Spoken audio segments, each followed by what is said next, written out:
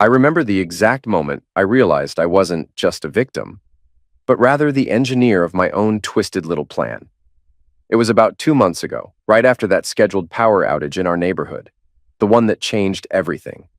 At first, you'd think my wife, Ellie, was the sole villain, because I stumbled across her sneaking around with our neighbor, Eduardo. They were planning to collect on my life insurance by making my death look like a perfect accident. But here's the truth. A lot of people don't realize how manipulation can run in layers, how sometimes the person you think is getting played is actually pushing the pieces around the board. So, let me take you back. I came home early one evening because my buddy canceled our plans. I'd had a bad day. My job was driving me up the wall, finances were tight, and the spark in my marriage was basically on life support. Honestly, I was in a foul mood, but I still remember rolling my eyes at the broken garage door opener, cussing under my breath, and sneaking in through the side door of the house. The power was out. That blackout had been announced for days, courtesy of some grid maintenance in our area. I didn't text Ellie to say I was coming home early. My phone battery was in the single digits, basically dead. Perfect timing, right? And in the darkness, I heard my wife's voice. She wasn't alone. I heard someone else's low tones, recognized it as Eduardo's. He had moved in next door about a year back, recently divorced, seemed the friendly type. We'd lent him tools, invited him over for casual beers. Ellie always acted extra sweet when he was around, which bugged me, but I never made a big deal out of it. That night, standing in the hallway, I could just barely make out their words. My heart pounded so loud it nearly drowned them out, but I still caught the key part. "Once the insurance pays out for his accident next month," Ellie said in that high-pitched whisper she uses when she's trying too hard to be charming, "you and I can finally be together." Then a clinking of wine glasses, like they were toasting my demise. I felt my head go hot, then cold, then strangely calm. You'd think I'd barge in, flipping tables, but something in me clicked differently. You could say I froze, but that's not quite right. It was more like I shifted into a slow, silent calculation mode. I didn't see red. I didn't want to lash out immediately. Instead, I walked outside, sat in my car for a good 20 minutes, and thought about what I'd just heard. Because I wasn't just overhearing a random fling. My wife was explicitly planning to kill me for insurance money. Except here's the kicker. That insurance policy wasn't just some random new plan Ellie had convinced me to get. I'd intentionally boosted it to 500,000 months ago because I wanted to test something. All right, let me not get ahead of myself. Let me lay it out in order. Ellie and I had been married for 6 years, together for 8. We met at a friend's New Year's Eve party, one of those classic boy meets girl stories. She was vivacious, had that confident grin, the kind of woman who could talk her way out of a speeding ticket or persuade the bartenders to give her free drinks. But as the years went on, I started noticing little cracks. Our arguments got nastier, our finances were always tight. She pushed me to improve our home, fix the roof, maintain the yard, all that domestic hustle, but she never lifted a finger herself. And even though I was bringing in most of the money, she guilted me about not doing enough around the house. One day, she brought up the idea of life insurance, said that with our mortgage and the leaky roof, we needed a bigger policy in case something happened to me. I could see the superficial logic in it. But the more she pressed, the more suspicious I became. I didn't say anything right away. I'm not an idiot, though. I started analyzing all the times she'd casually mention, "Oh, if something happened to you," or "We need a backup plan in case you got hurt on the job." It gave me a weird vibe. That's when I got the policy. Big one. I acted like I was clueless about what her real intentions might be. Meanwhile, I started stashing money in a separate account, building what I called my get-out fund. Then Eduardo moved in next door, about a year ago. Funny how that was just around the time Ellie started hinting about me not working out enough, telling me maybe I should exercise so I don't drop dead early. I realized later she'd probably been setting the stage for me to have some kind of accident. But I like to watch from the sidelines, gathering intel. Thing is, I also had a serious mean streak that Ellie never fully understood. My coworkers always said I had an eerie calm to me. Even as a teenager, if someone messed with me, I'd plan out my response for days or weeks, waiting for that perfect moment to strike. I guess Ellie thought she was being cunning, but she had no idea who she was dealing with, so back to that night. I come home, overhear her little scheme, realize she's fully set on killing me for the insurance, and I was not even that shocked. Part of me expected it eventually. I left quietly, circled the block, waiting for darkness to really settle. Then I showed up again, this time banging on the door, calling out, "Ellie, you there?" with my phone flashlight in hand. Sure enough, she answers, real flustered. Eduardo's standing in the kitchen, looking like a deer in headlights. She's got two wine glasses out, that sweet perfume I recognize from special occasions. "Oh, hey!" I said, forcing a laugh. "Didn't expect company, but man, the power's out, so I figured I'd grab some flashlights for us." Eduardo coughs, stumbles over his words. Yeah, I just came over to, see if you guys had power. Ours went out too." "Man, this sucks, right?" I said, handing him a flashlight. "Anyway, you want a beer?" He looked at Ellie, who gave him this quick, wide-eyed glare. "Nah, I gotta go," he mumbled. "Rain check, though." I let him walk out, then turned to Ellie with a half smile, thinking, "You have no idea that I heard everything." We spent the next 2 hours sitting at the kitchen table by candlelight, just me fiddling with my phone, Ellie texting someone on hers every few minutes, probably checking if I was onto them. She looked downright uncomfortable. I had to fight the urge to smirk, because I found it kind of hilarious. The days that followed were a masterclass in quiet observation. I watched every move she made. She started setting passcodes on her phone. She'd go into the bathroom to take calls. She'd slip out for work dinners. I found that unmarked bottle in her purse. She claimed it was vitamins. I recognized the smell, like some potent form of sleeping medication or sedative. If I had to guess, they planned to knock me out and stage some accident. Maybe during that fishing trip I had coming up with my brothers. But ironically, that fishing trip was my own invention in the first place. I'd asked my brothers months earlier if they'd cover for me if I needed an excuse to be out of town. They agreed. They didn't know the details, but they trusted me. One afternoon, I was rummaging through Ellie's laptop while she was at work, and I found search history with phrases like most lethal undetectable poison, how to fake natural death, life insurance payout timeline. Her stupidity almost made me laugh. She was so cocky she didn't even bother clearing her search history. It's like she thought I was too stupid or distracted to notice. But I started screenshotting everything.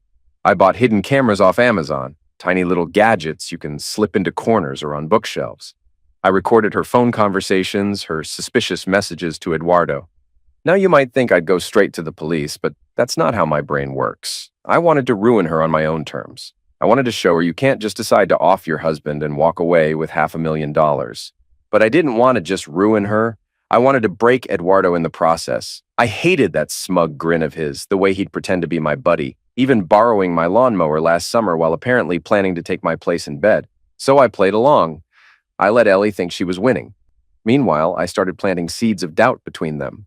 One day at a neighborhood cookout, I made sure to compliment Ellie in front of Eduardo, saying something like, "God, babe, that top you wore last night looks so hot."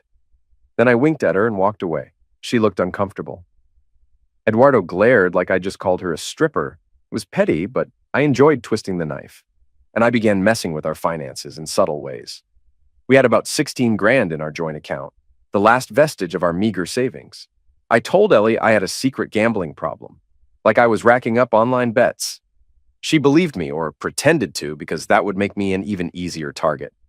She thought it explained why money was missing. Actually, I was funneling most of it to a hidden account in my name only. "Are you sure you don't need help?" she asked me one night, rubbing my shoulders like she actually cared. "Yeah," I said softly. "I'm joining a support group." She looked at me with feigned concern. "I just want you to be healthy and stable, you know? We've got a lot riding on the future." I almost snorted. I knew exactly what she was referring to. I made sure Ellie and Eduardo believed they were on a ticking clock to kill me. Every couple of days, I staged an accident.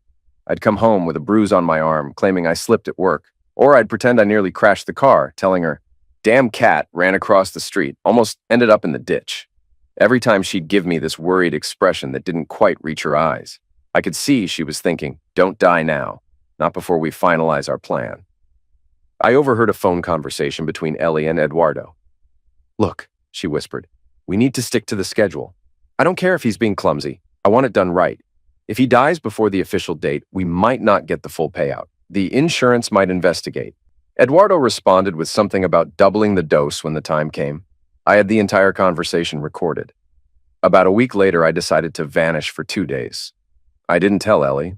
I turned my phone off, parked my car at a motel in a town about an hour away, and relaxed while eating fast food, scrolling social media, just waiting to see how they'd respond. On my hidden cameras, I caught Ellie flipping out. She called Eduardo at least 5 times in the same day, nearly hyperventilating. "What if he's dead somewhere?" she hissed. "What if some random accident got him before we could do it our way?" Eduardo sounded nervous. "That means no body, no payout, or at least the insurance is going to want an investigation. We're screwed. We can't claim money on a missing person." I almost choked laughing when I heard that. These 2 idiots. They wanted me to stay alive just long enough to kill me on their own terms. I showed up 2 days later, breezing through the door with a fake sheepish grin. "I went camping," I said. "Needed time to clear my head. Sorry if I worried you." Ellie's eyes flicked up and down my body like she was checking for bullet holes. "You could have told me," she said, voice trembling slightly. "Phone died," I shrugged. "No biggie, right?" No, it's fine," she stammered. "I was just worried." Lies stacked on lies. She texted Eduardo while I took a shower, and from the cameras, I saw her type out, "He's back, but something's off." Yeah, something was definitely off. Because I wasn't just going to survive, I was going to crush them. Phase 2, I canceled the life insurance policy. That was the gem they were salivating over. I filed the paperwork quietly, ensuring all the confirmations were sent to my private email. I wanted that nuke to be ready and waiting. I also planted some documents on my laptop, fake ones referencing a divorce lawyer, referencing a suspicion of infidelity, referencing the possible murder plot. I left them open accidentally a few times. Let Ellie catch a glimpse of an email subject line, something like, "Draft, outline for legal investigation Ellie's affair." One morning, I purposely left my laptop open on the kitchen table with an email about the canceled insurance. I slipped off to the shower, letting her poke around. When I came back, she was in the kitchen making pancakes, her hands shaking so badly that half the batter was on the counter. "You good, babe?" I asked, stifling a grin. "Yeah," she murmured. Just a headache." "Take something for it," I said nonchalantly. "No reason to suffer." She glared at me like she was trying to read my face. She must have been wondering if I had discovered her scheme. Later that night, I discovered fraudulent charges on our joint account, charges I'd actually made to a second credit card, then quickly refunded. I called the bank while Ellie was right there, making a big show of it. "Yeah, I don't recognize these transactions," I said loudly into the phone. "We need to freeze the account immediately." Ellie paled. She pulled me aside the minute I was off the call. "Does that mean we can't touch the money?" I shrugged. "That's what they told me. Could be a couple days, could be weeks. They need to verify everything. Sorry, babe." She blinked fast, clearly panicking. "Shit." I tried not to smile too wide. To push them further, I texted Eduardo. "Hey man, let's grab a beer sometime. We never really hang out, just you and me." He couldn't say no without looking suspicious, so he agreed. We met at this dingy dive bar downtown that smelled like old cigarettes and regret. I ordered a pitcher, played the part of the confused husband who needed a friend to vent to about my failing marriage and gambling issues. He downed 3 beers in rapid succession, which loosened his tongue. I asked, "So, you seeing anyone these days?" He looked around nervously. Not exactly. There's, someone." I pretended to not get it. "Oh, a secret crush, huh?" He chuckled, then sighed. "Women can be complicated, you know? You think they want one thing, then they turn around and..." "Well," I raised my eyebrows. "That's so." He rubbed his face. "Never mind. Let's change the subject." I topped off his glass, then casually mentioned, "Man, I'm thinking about canceling my life insurance. The premiums are insane, especially with my gambling problem." Watching the color drain from his cheeks was priceless. "You canceled it? Are you sure that's a good idea?" I shrugged. "Yeah, I might. Maybe I already did. I'll figure it out." He started babbling about how important insurance is. "You never know what could happen, you know. Life's unpredictable." I pretended to zone out, nodding. Meanwhile, my phone, hidden in my jacket pocket, was recording every word. When I got home, Ellie was waiting up. "How was your night?" she asked, voice tight. "Pretty good," I said. "Ran into Eduardo, actually. He seems upset about some girl who's messing with his head. You know anything about that?" The look on her face was gold, like she knew exactly who he was talking about, but tried to hide it. "No idea," she said, forcing a laugh. I murmured, heading to the bedroom. "Night, babe." The next morning, I accidentally left another open document on my laptop, referencing the final life insurance cancellation. This time, I walked out of the room, but stood behind the cracked door just to watch her reaction. She came in, started browsing, saw the email. Her jaw dropped. She whispered, "Shit, shit, shit, shit." Then she took her phone and called Eduardo. I recorded that too from the hidden camera in the living room. "He canceled the policy," she hissed.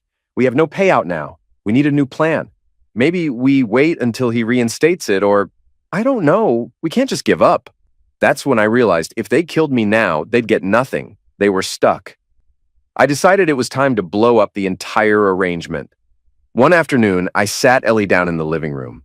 She perched on the edge of the couch, hands clasped, eyes darting around like a cornered animal. I said, "Ellie, I know." She swallowed. "Know what?" "Everything." She blinked rapidly, tears welling up in her eyes. "Oh my God, I'm so sorry," she began. I didn't mean to. He seduced me, and I was lonely." I cut her off. "Cut the crap. I know about the affair, and I'm filing for divorce." Her mouth hung open. "Wait, what do you mean That's so sudden. I can explain." "I don't need an explanation," I said calmly. "You're leaving today. I already spoke to a lawyer." She started sobbing. "I know I messed up, okay? I got in too deep. Eduardo was blackmailing me. He threatened to tell you everything if I didn't keep paying him. I swear, I didn't want it to get this out of hand." I almost laughed out loud. She was painting him as the villain, claiming she was the victim. She never once admitted the murder plan, but I nodded, pretended to be convinced. "Grab your stuff," I said coldly. "Go stay with your sister or something. We'll talk later about the details. I'm done." Once she was out of the house, I found her little notebook, tucked behind our dresser, no less. Inside were pages of meticulous notes about how to stage my accident, references to hidden poisons, potential dates, and times. She'd written bullet points like disable brake lines, use sedation, fishing trip, =perfect scenario. I took pictures of every page. Then I texted Ellie. "Meet me tomorrow at the coffee shop on 6th Street, noon, non-negotiable." We met up in that coffee place. Bright lights, plenty of people around. She looked like a wreck, dark circles under her eyes, hair a mess. The minute she sat, she started in with the tears. "I swear, I never wanted to hurt you. I just got caught up in something bigger." I interrupted by sliding the notebook across the table. She froze, flipping it open, seeing her own handwriting. "Care to explain?" I said. She let out this eerie little laugh, the kind you hear from someone who's on the verge of a breakdown. "It was just a stupid idea. I was brainstorming a novel. Oh, God. You wouldn't understand." I stared at her. "Ellie, I heard you with Eduardo. I saw your search history, found your bottle of sedatives, recorded your phone calls. Don't play me." She exhaled shakily. "How long have you known?" "Since the blackout," I replied, leaning back in my chair. She pressed her fingers to her temple, eyes brimming with tears. "I thought you were too stupid to catch on. You always seemed so distant, so clueless, burying yourself in your job. That's why we picked you." "We?" I prompted, raising an eyebrow. She swallowed. "Me and him. We thought you wouldn't fight back or you wouldn't notice." God, we were so wrong. I nodded. Then I pulled out 2 sets of documents. One was a thick folder with all my compiled evidence, screenshots, audio transcripts, the works. The other was a straightforward set of divorce papers giving me everything. I slid the divorce papers toward her. Option 1. You sign these. You walk away with just your clothes, your car, and maybe a small chunk for a motel. Option 2. I take this folder to the police, and you and Eduardo can talk about your grand plan in a courtroom.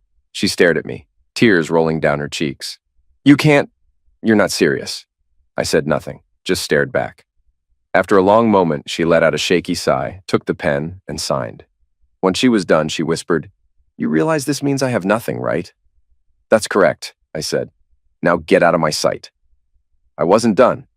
I sent Eduardo an edited recording, some bits of Ellie talking about him, throwing him under the bus, making him look like the aggressor. I added a message. "Thought you might want to hear this. P.S. If you don't leave town, I'll show the rest to the police." Within 24 hours, he listed his house for sale. He texted Ellie a string of insults. I saw them on the phone logs. He called her a manipulative snake, said she was the one who orchestrated everything, that he never wanted it to go that far. I guess 2 narcissists in a conspiracy always turn on each other eventually. Now see, up until then, you might think I was just a wrong spouse, cleverly seeking justice, but here's where it gets darker. because yes, she was planning to kill me. But I also set them both up from the start. The bigger the insurance policy, the bigger the trap. Ellie was always cunning, but I recognized her potential for betrayal from day one. The moment she suggested we up that policy, I started orchestrating this elaborate plan to expose her. I stoked the flames, introduced subtle friction into our marriage, so she'd have an excuse to look elsewhere, namely Eduardo. When he moved next door, I made sure to be extra friendly, lent him tools, joked around about life, made him feel comfortable. I practically laid out a welcome mat for him to walk into my marriage. Then I quietly documented every text, every dinner invite, every clandestine meeting. So, yeah, I was the real puppet master here. The fact that they wanted to murder me only proved me right. I was satisfied in a twisted way because they walked right into the trap I'd set. About a week after the divorce papers were signed, I got a phone call from a number I didn't recognize. I was at home, nursing a beer, feeling that mix of triumph and emptiness. "Hello," I answered. "It's me." Ellie's voice, ragged and frantic. I let out a breath. "What do you want?" Her words tumbled out in a panic. "We were driving, Eduardo and I. We were heading out of town. We got in a wreck. It's bad. Oh God, I think he's dying and I'm stuck in the passenger seat. My legs are pinned." I said nothing, just listened to the sound of her heavy breathing. She kept going. "We hydroplaned or something? He lost control. We spun, hit the guardrail. He was screaming, then he's unconscious." I pictured it. The night sky, the twisted metal, the smell of leaking gasoline. Eduardo's face smashed against the steering wheel, and I felt nothing. "Where are you?" I asked. "Some highway," she said, voice quivering. "I can't even see a sign. My phone's at 10%. You gotta call an ambulance. Please, you gotta help me." I took a slow sip of my beer.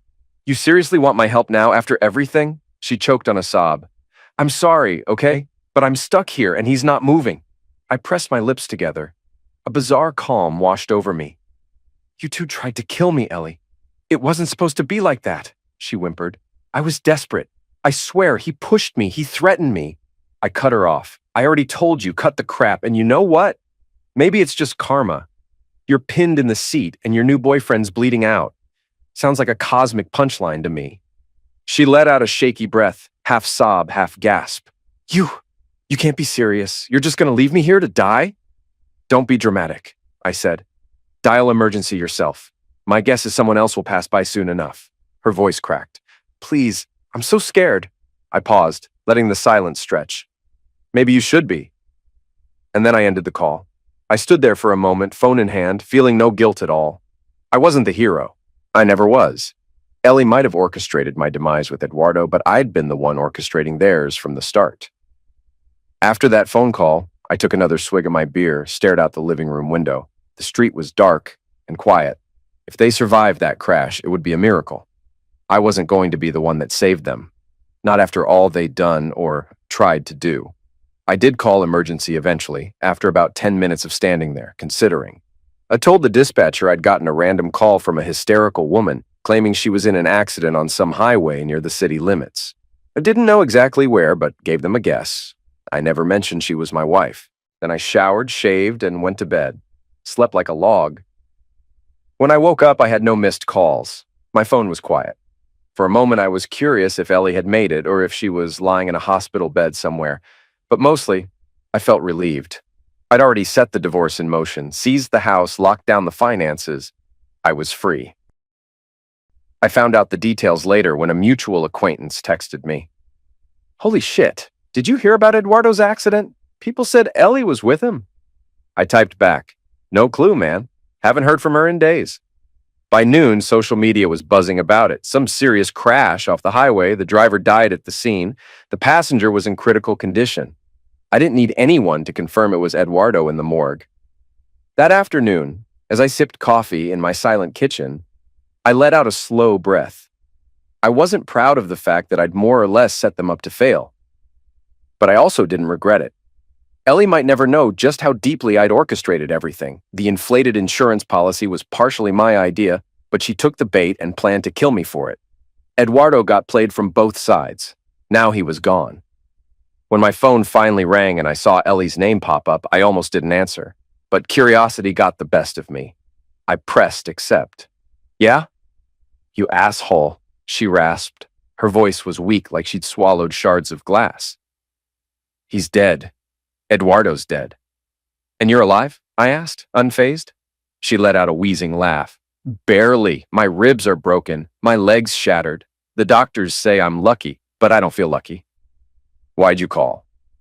Silence crackled across the line. Then she said, we could have worked this out if you just not canceled the policy, not turned everything upside down.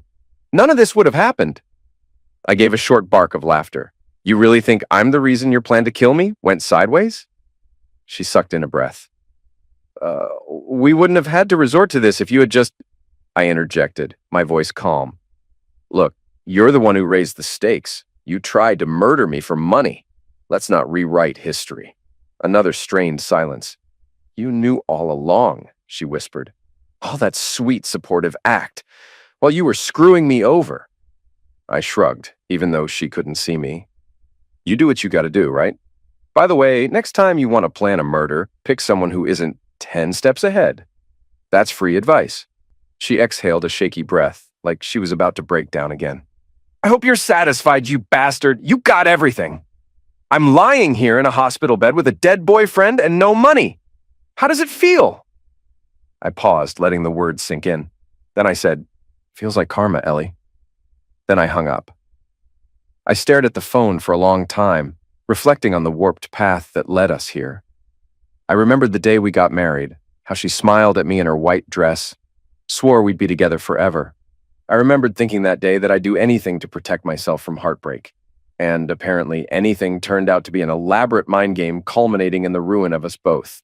Yes, she had planned to kill me, but I was the one who orchestrated her downfall. If that made me a villain, so be it. This wasn't a story about a poor husband escaping his murderous wife. It was the story of two ruthless people stepping on each other's necks, with one emerging on top, me. The next few days, the official word came in. Eduardo's cause of death was massive blunt force trauma from the crash. The cops didn't suspect foul play. The road was slick from rain, and he'd been speeding. As for Ellie, she was laid up in the hospital, pinned for a good while with her injuries. Our divorce was already in progress. My lawyer texted to say everything was going smoothly. She couldn't contest the terms because we had a signed agreement, and with Eduardo gone, she had no leg to stand on.